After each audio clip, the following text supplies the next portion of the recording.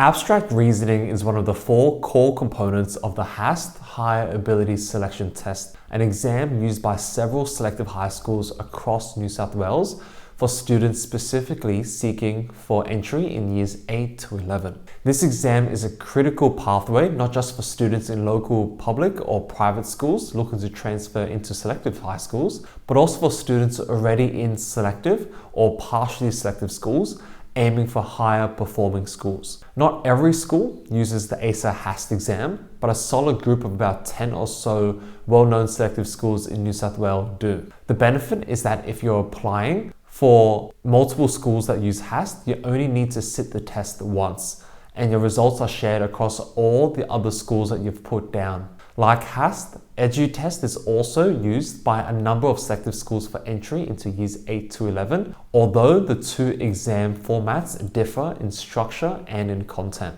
One of the unique features of the HAST exam is the inclusion of the abstract reasoning section, which is not found in EduTest or other entrance exams. And while this section may seem intimidating at first, it's arguably the best subject to get tutoring for, not just because of its test format, but because of how coachable and predictable it has become. There are several reasons why abstract reasoning stands out as the most strategic area to get support in. First and foremost, it's the easiest to improve in through practice.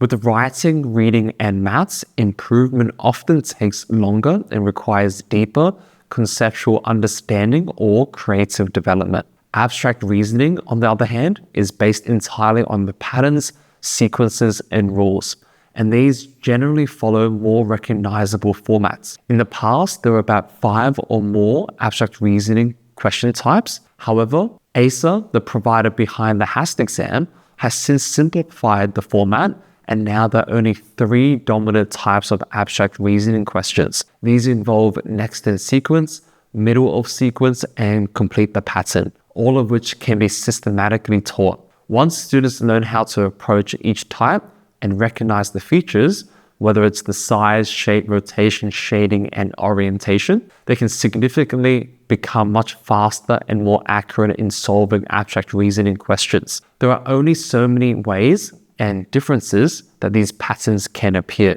With the right training and the support, many students have often found it confusing initially, and their weaker areas often find themselves improving quite rapidly, often scoring in the top percentiles. Another major factor is that abstract reasoning isn't taught at schools at all. There's no Year 7 or Year 10 maths curriculum that teaches you how to solve shape sequences or identify rotational patterns. This means that all students, regardless of backgrounds, are starting from scratch. In contrast, students taking the writing or math sections will already have some exposure from school lessons. It can carry forward in a sense. Abstract reasoning is quite different.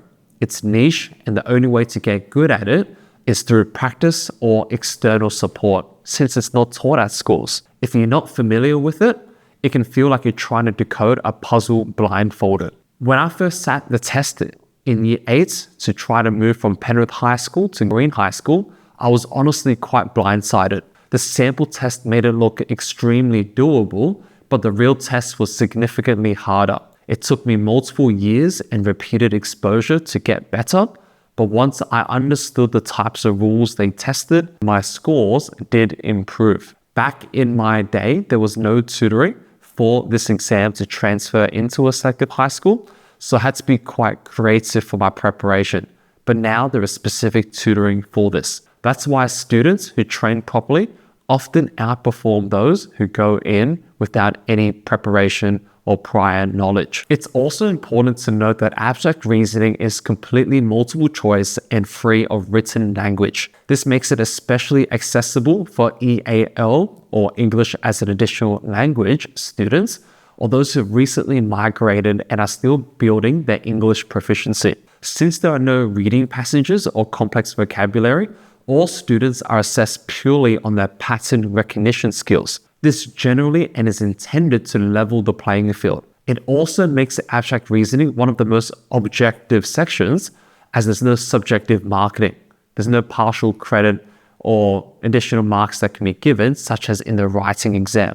That predictability makes tutoring even more effective because there's no ambiguity in how you're being assessed. Another key reason is that this section is worth preparing for is due to its high coachability in terms of its success rate. In fact, the UCAT exam, an exam used for medicine and dentistry in Australia, used to have an abstract reasoning section until this year in 2025, but it was recently removed. And the official reason cited by the test creators was that tutoring was making students too good at this section. Performance had become heavily tied to practice, and students were beating the timing through sheer exposure and repetition. This tells you something. Abstract reasoning is a section where coaching works, and institutions know it. In UCAT's case, they made the test harder by removing the section entirely. But for HAST, abstract reasoning is still in play and will continue to be in play for the foreseeable future, which is why it's a huge opportunity for students who want to take advantage in this subject in particular. There's also a strategic advantage. Many students neglect abstract reasoning in their preparation because it feels more unfamiliar or less important. As a result, those who put in a little bit more effort to prepare for it can quite easily outperform the other candidates that they're competing against. In our experience at Bing's Academy, a student who completes around 1,000 abstract reasoning questions properly without relying on answer keys and truly focusing on the rule logics would generally end up in the top 10%, provided they manage their time well. That's a massive return on investment for any student to look to transfer into a top school. If tutoring isn't an option due to budget or scheduling, there are still great ways to prepare.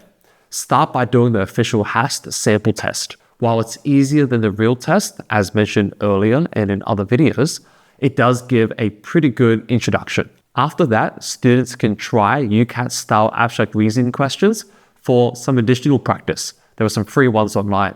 Just keep in mind that these may be slightly more difficult or quite varied in terms of abstract reasoning styles that will actually appear in the HAST test. We're also looking at producing specific abstract reasoning resources tailored for the HAST exam to fill that preparation gap with our own practice papers that are designed to be as accurate as possible to the real test. In summary, if you're thinking of transferring into a selective high school using that exam as a pathway, abstract reasoning is a subject you generally should not ignore. It's the easiest to improve with practice, and it has the more predictable question types, which doesn't rely on school curriculum. It generally requires and rewards students with a bit more strategy as opposed to those who are just going in a bit blind and relying on their raw talent. With focused effort and enough practice, even students starting from the beginning can go to score exceptionally well and stand out in the admissions process. If you like videos like this,